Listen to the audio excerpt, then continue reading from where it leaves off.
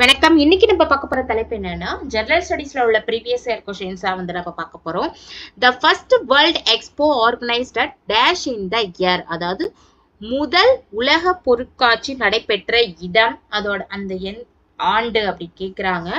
So இதோட option ஏல London 1851 கொடுத்துருக்குறாங்க. ஆப்ஷன் பில பாரிஸ் 1862, ஆப்ஷன் சில பார்சிலோனா 1888, ஆப்ஷன் டில நியூ டெல்லி 1980.